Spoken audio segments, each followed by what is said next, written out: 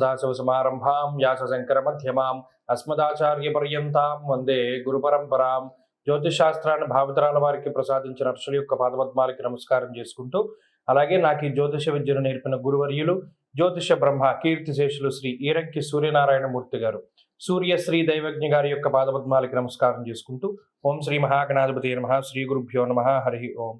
వీక్షకులందరికీ నమస్కారం. తులారాశి వారికి ఈ వారం సాధారణమైనటువంటి గ్రహస్థితి గోచరిస్తూ ఉన్నది.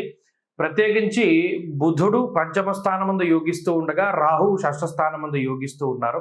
ఈ రెండు గ్రహాల తాలూకు అనుకూలత ఈ వారం ప్రధానంగా కనబడుతూ ఉన్నది. దాంతో పాటుగా వారంలో ఒక 2.5 రోజులు ఉండేటువంటి చంద్రబలం, ఈ 3 గ్రహాల తాలూకు శుభ ఫలితాలు ఉన్నాయి. అయితే ప్రత్యేకించి ఈ బుధుడు పంచమంలో ఉన్నప్పటికీ అదే స్థానమందు శని రవులు కూడా ఉన్నారు కాబట్టి ఆ 2 గ్రహాలతో పోల్చుకుంటే బుధుడిచ్చేటువంటి ఫలితం కొంత తక్కువగా ఉంటుంది. అనగా మాట్లాడేస్తారు.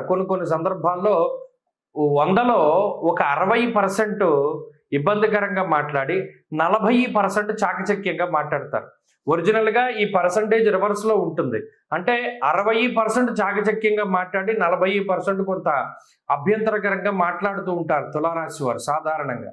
మరి ఇప్పుడు ఉండేటువంటి పరిస్థితుల్లో కార్యహానిర్ మనస్తాప జ్ఞాతవ్యాజ్య కలాపహం, మన సొంత బంధువులు జ్ఞాతులు ఇలా ఎవరైతే తండ్రి తరఫు బంధువులు ఉన్నారో వారు ఏదైనా మీ మీద ఎలిగేషన్స్ చేస్తూ ఉండడం, మీ మీద ఫాల్స్ ప్రాపగాండా ఏదైనా తప్పుగా దుష్ప్రచారంగా వాళ్ళు ముందుకు వెళుతూ ఉండడం, అదే మాదిరిగా కొంత తండ్రి తరఫు నుండి వచ్చినటువంటి ధనం కానీ సంపద కానీ భూములు కానీ వాటికి సంబంధించినటువంటి ఇబ్బందులు ఏదైనా కుటుంబ సభ్యుల మధ్యలో లేదా మీ తోబుట్టువులతోటి ఎక్కువగా నలుగుతూ ఉండడం ఇత్యాది విషయాలతోటి కొంత మానసిక అశాంతి ఈ వారంలో ఉండడానికి అవకాశం ఉంటుంది.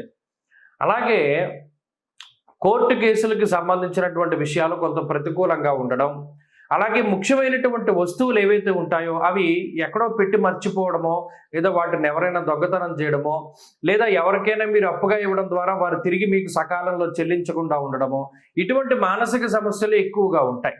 ఈ గ్రహస్థితి ఉద్యోగపరంగా సమస్యలు రానివ్వదు. ఉద్యోగం చేసుకుంటూ ఉంటారు, చుట్టూతా ఎంత సమస్యలున్నా ఉద్యోగం బాగానే ఉంటుంది. కుటుంబ సభ్యుల్లో మీలో మీకు సఖ్యత లేకపోవడం వల్ల కొంత ఇబ్బంది పడుతూ ఉండడం, లేదా ఏదైనా కొన్ని రహస్యమైనటువంటి విషయాలు బట్టబయలు అవుతూ ఉండడం, ఇలా కొన్ని ఇబ్బందులు ఉంటాయి. ప్రత్యేకించి మీకు మాత్రమే తెలిసినటువంటి, మీ అంతరంగికులకు మాత్రమే తెలుసున్నటువంటి కొన్ని విషయాలు కూడా బహిర్గతం అయిపోతూ ఉంటాయి. ఇలాంటి వాటి వల్ల వచ్చేటువంటి మానసిక అశాంతి ఇవి కొంత ఈ వారం ఎక్కువగా బాధించడానికి అవకాశం ఉన్నది. అలాగే ఆర్థిక పరిస్థితి బాగున్నది, ఆరోగ్యం బాగున్నది, కుటుంబ విషయాలు కొంత అటు ఇటుగా ఉన్నాయి. మరీ ముఖ్యంగా విద్యార్థులకి గ్రహస్థితి మిశ్రమంగా గోచరిస్తూ ఉన్నది. తులారాశి వారి ఈ వారం మరింత అనుకూలమైనటువంటి ఫలితాలను సాధించడానికై ఎక్కువగా విఘ్నేశ్వరుని యొక్క ఆరాధన చేస్తూ ఉండడం చెప్పదగినటువంటి సూచన. ఈ వారంలో కలిసి వచ్చేటువంటి రోజు బుధవారంగా చెప్పవచ్చును. అదృష్ట సంఖ్య 1, అదృష్ట వర్ణము లేత ఆకుపచ్చ రంగు. తదుపరి వృశ్చిక రాశి.